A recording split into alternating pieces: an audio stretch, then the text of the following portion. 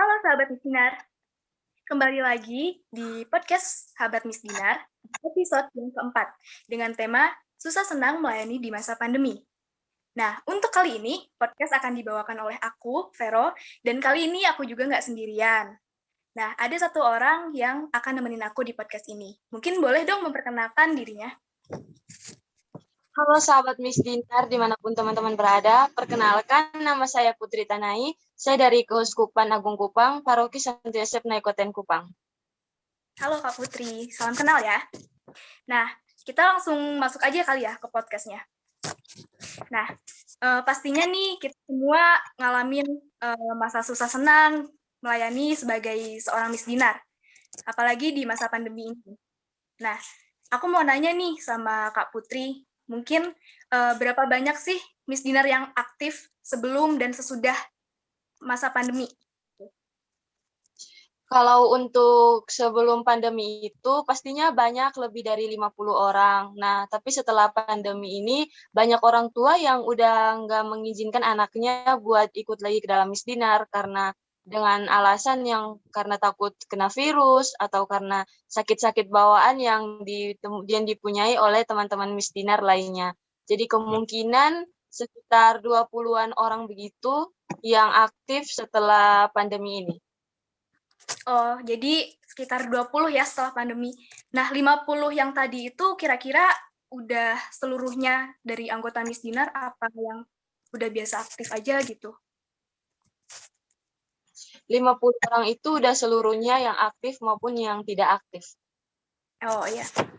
Berarti memang ya di masa pandemi ini nggak hanya terjadi di paroki kakak aja, tapi kadang di parokiku juga begitu. Orang tua menjadi lebih protek gitu ya, karena takut gitu anak-anaknya kalau misalnya habis dari luar gitu, mungkin kena atau gimana gitu kan ya. Untuk pertanyaan selanjutnya nih, di masa pandemi ini, apa sih kegiatan Miss Dinar yang mungkin dijalankan juga secara online gitu? Ada apa enggak? Kalau untuk di paroki saya sendiri ada, yaitu doa mingguan, itu dilakukan setiap hari Rabu secara online. Ada juga katekese, ada juga sharing kitab suci, ada juga saling berbagi cerita antara sama anggota Miss Dinar. Segitu aja, Kak. Nah, aku mau nanya dong, tadi kan sempat dijelasin juga ya kayak katekese itu kira-kira gimana ya? Banyak banget nih proyeknya di Miss Dinar sana, keren juga. Kalau untuk KTKC itu nanti biasanya dipimpin oleh salah satu frater top kami, namanya Frater Oswin. Biasanya frater yang pimpin KTKC, kemudian waktu bagian sharingnya itu nanti dipilih. Jadi siapa minimal 3 orang yang untuk sharing. Jadi misalnya ada 2 laki-laki, 1 perempuan, ataukah 2 perempuan, 1 laki-laki. Gitu, Kak. Oh iya. Tadi BKSN juga ada ya? Ada, Kak. Berarti sekarang juga lagi masanya gitu, melakukan Iya. BKSN juga. Iya. Oke. Bukan. Untuk pertanyaan yang ketiga, apakah di masa pandemi orang tua dari Miss Dinar sana itu mengizinkan teman-teman untuk bertugas gitu, atau malah sebaliknya?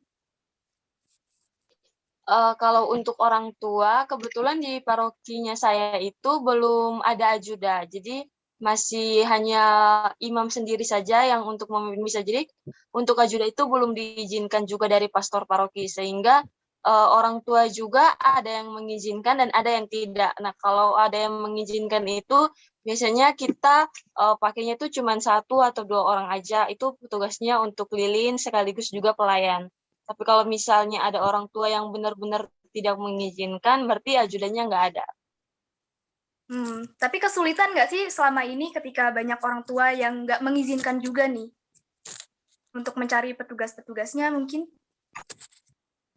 Pastinya sangat sulit, Kak, karena jujur saya sebagai ketua juga merasakan kesulitan yang sangat besar karena kita harus benar-benar meyakinkan orang tua bahwa anak-anak mereka ini pasti bisa nggak terkena virus corona ataupun sakit-sakit yang lainnya. Betul. Pasti ngerasain juga ya kesulitannya. Tapi Kak Putri ini juga dibantuin juga kan sama teman-teman pengurus yang lainnya gitu. Iya, jadi selain ketua ada juga wakil, sekretaris, sama bendaharanya. Jadi saya juga dibantu oleh ketiga orang teman saya. Oke, pastinya selalu bantu aja ya antar pengurus. Nah, selanjutnya ini ada pertanyaan yang keempat. Di masa pandemi ini nih, gimana sih caranya Kak Putri dan teman-teman pengurus untuk mengajak anggota-anggota lain supaya tetap aktif gitu?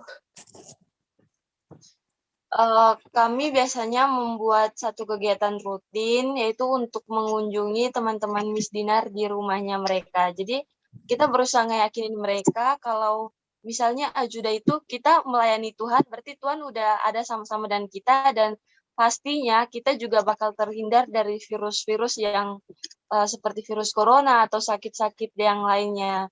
Dan selain itu, kita juga berusaha untuk meyakinin orang tua dari anggota-anggota misdinar yang lain. Karena kadang ada anak yang mau, tapi orang tuanya nggak mau. Jadi cukup sulit juga buat ngeyakinin mereka. Tapi selain itu nih, misalnya selalu ada kayak ngobrol-ngobrol bareng nggak? Misalnya Kak Putri bikin kayak room di Zoom ini buat sekedar ngobrol-ngobrol sama anak-anak misdinar, supaya di masa pandemi ini tuh silaturahmi antar misdinar tuh tetap ada gitu. Biasanya kan karena pandemi ini nih, kita saling terputus gitu ya satu sama lain, karena komunikasi kita udah jarang gitu. Kita juga udah jarang ketemu biasanya. Biasanya kalau kayak untuk lewat Zoom itu, kami kurang melakukannya karena ada beberapa teman-teman misdinar yang mereka menggunakan HP punya orang tua. Jadi biasanya kami menggunakan lewat grup WhatsApp. Jadi kayak setiap minggu itu selalu ada kegiatan tanya jawab, kegiatan sharing, kegiatan untuk memberi mereka ruang untuk mereka berbagi atau memberi suka dukanya mereka di saat masa-masa pandemi seperti ini. Berarti tadi tuh jarang ya, jarang karena ada keterbatasan sendiri dari setiap anggota, itu kan ya Kak? Iya Kak. Pertanyaan selanjutnya ya. Nah ini pertanyaan selanjutnya tuh di masa pandemi ini, apakah gerejanya sudah diberlakukan sistem offline, dan jika iya nih, ada nggak sih perubahan dari tata cara bertugasnya gitu? Mungkin dari segi petugasnya menjadi 2 orang, dari asalnya banyak misalnya, dari 6 orang atau berapa gitu misalnya. Kalau untuk di paroki saya sendiri sudah menjalankan misa offline. Tapi untuk ajudannya itu diberlakukan jika ada hari raya tertentu. Jadi kalau misalnya minggu-minggu biasa itu tuh nggak pakai ajuda. Jadi ajudannya kosong. Sedangkan kalau misalnya hari raya tertentu itu ajudannya cuma 2 orang. Berarti di hari raya itu hanya diperbolehkan 2 orang gitu? Iya Kak. Tapi itu kira-kira apakah tidak susah gitu? Karena biasanya di hari besar kan kita lebih banyak melakukan tugasnya gitu. Kalau untuk saya dan teman-teman yang sudah pernah bertugas, sebenarnya susah, tapi karena sebelum kita benar-benar latihan dan benar-benar yakin aja, oh pasti kita bisa. Jadi sebisa mungkin kita bisa untuk menjalankan tugas itu, Kak. Biasanya kalau latihan itu berapa hari sebelumnya tuh? Biasanya 3 atau 4 hari Kan sebelumnya. ya?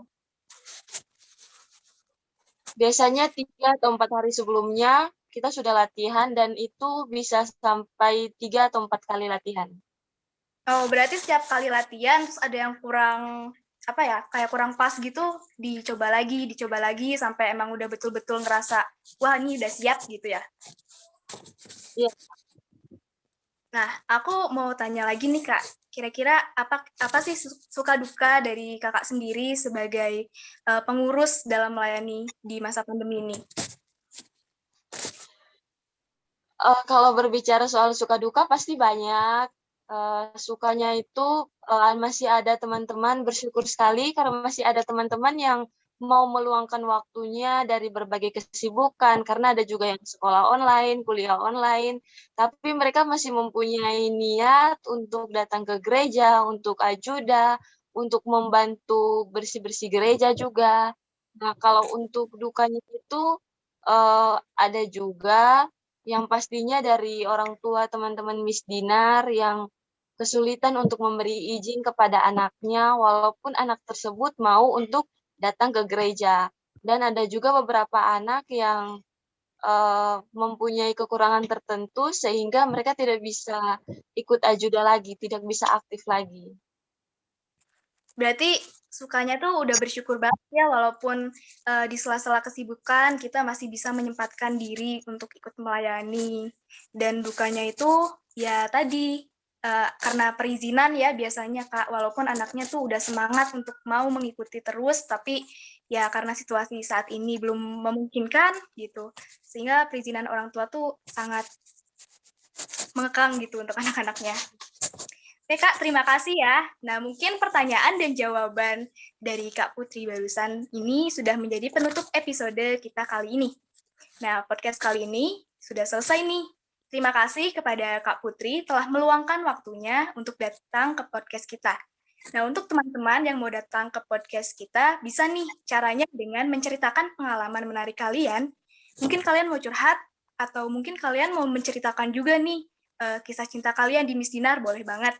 Dengan cara DM IG kita ya di Sahabat Miss Dinar ID. Nah, sekian untuk podcast kali ini. Sampai bertemu di podcast selanjutnya.